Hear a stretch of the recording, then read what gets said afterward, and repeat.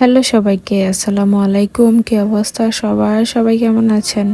এটা হচ্ছে আমাদের সিলেট মাজারের শুক্রবারে জুম্মার দিন, জুম্মার একটু আগে। মাজারে তো পুরো ভিতর সাইড দেখা হলো। এখন মাজারের পশ্চিম দিকে একটা কূপ আছে, সেই কুয়াটাই এখন দেখতে যাব। মাজারের পশ্চিম দিকে মূলত মাজারের পিছনে শুধু কবরস্থান আর কবরস্থান। এখানে কিন্তু আমাদের চিত্রনায়ক সালমান শাহরও কবর আছে।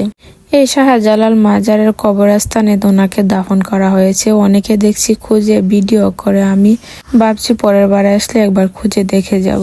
ওনাকে তো আর জীবনে দেখা হলো না, ওনার কবরস্থানটা দেখে যাব। চলে আসলাম কূপের ধারে। এখানে উঠতে গেল জুতা রেখে যেতে হয়। এই যে জুতা এখানে 5 টাকা করে জন পিছে দিতে হয়। জুতাটা জমা রেখে তারপরে খালি পেয়ে এই জায়গায় উঠতে হয়। হযরত শাহজালাল রহমাতুল্লাহ আলাইহি দোয়া করেছিলেন আল্লাহর কাছে এই কূপে যেন জমজমের কূপের মতো রহমত দান করেন।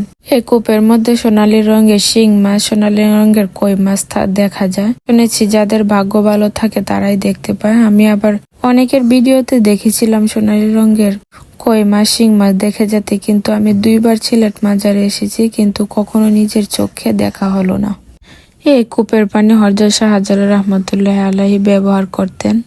এসে দেখি এই কূপের মধ্যে মানুষের টাকা দান করে রেখেছে। বুঝলাম না, জ্যান্ত মানুষ, অসহায় মানুষ, কত মানুষ না খেয়ে আছে, তাদেরকে দান না করে সে কাল থেকে এখন পর্যন্ত এই কূপের মধ্যে পানি প্রবাহিত হচ্ছে।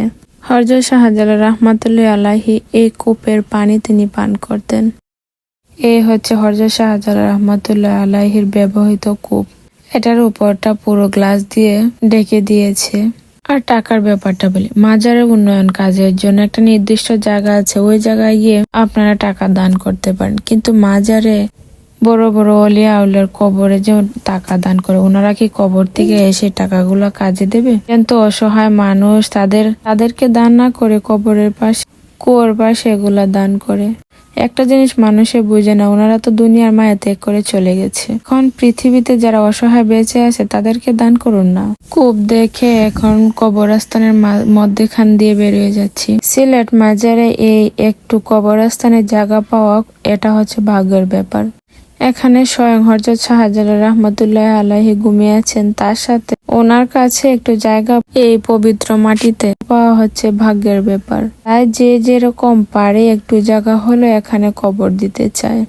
জুম্মা নামাজের আজান হয়ে গেছে। পুরো মসজিদ তারপরে মাজার পুরো ভরাট হয়ে গেছে। মাজারের বাইরে কাপড় বিছিয়ে দেওয়া হয়েছে। এত পরিমাণ মানুষ হয়, মাজারের মূল গেটের বাহিরে অনেক মানুষ হয়। শুক্রবারে মাজারের আশেপাশে যত ব্যবসায়ী আছে, আশেপাশে এলাকার মানুষ সবাই চলে আসে জুম্মার নামাজ। আমি এখানে রাইসার আব্বু নামাজ পড়তে গেছে, এখানে গজার মাছ দেখতেছি, রাইসার আব্বুর জন্য অপেক্ষা করতেছি।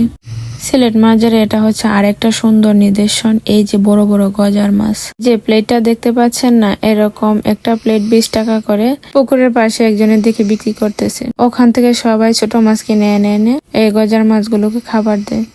অনেকে ভালোবেসে দেয়, অনেকে নিয়ত করেও দেয়, যার যার ইচ্ছা। কিন্তু এই মাছগুলো ক্যামেরাতে এত ভালো বোঝা যাচ্ছে না, কিন্তু সামনাসামনি দেখলে আপনি বুঝতে পারবেন এইগুলো অনেক বড় বড়। আমি যখন প্রথম দেখেছিলাম প্রচুর অবাক হয়ে গেছিলাম। কোন এক ইসলামের শত্রু 2003 সালে 4 ডিসেম্বর এই পুকুরে বিষ প্রয়োগ করে 700-এরও বেশি গজার মাছ হত্যা করে ফেলে। এর ফলে পুকুরটি গজার মাছ শূন্য হয়ে পড়ে। মরে যাওয়া মাছগুলোকে মসজিদের পশ্চিম কোণে কবর দেওয়া হয়। হযরত শাহজালাল রহমাতুল্লাহ আলাইহির সফর সঙ্গী মৌলভীবাজারের হযরত শাহ মুস্তাফা রহমাতুল্লাহ আলাইহির মাজার থেকে 2004 সালে 11 জানুয়ারি 24টা গজার মাছ নিয়ে এসে এই পুকুরে ছাড়া হয়। আর এই বর্তমানে এই পুকুরে গজার মাছের সংখ্যা প্রায় 1000-এরও বেশি। এখানে গজার মাছ দেখতে দেখতে প্রায় খেয়াল করলাম একবার নামাজ পড়ানো হয়ে গেছে। দেখি আরেকবার নামাজ পড়ানো শুরু হয়েছে, কারণ একবারে নামাজ পড়ালে অনেক মানুষই থেকে যায়, নামাজ পড়তে পারে না। পুকুর পাড়ে দাঁড়িয়ে দাঁড়িয়ে রাইসাকে গজার মাছ দেখাচ্ছি, আর রাইসার আব্বু ভিতরে নামাজ পড়তে গেছে। জামায়াতের সাথে নামাজ পড়া এত সওয়াব যা বলার বাহিরে। এরকম নামাজের দৃশ্য দেখে সত্যি অনেক ভালো লাগছে। আজকের ভিডিওটা এখানে শেষ করছি। আল্লাহ হাফেজ।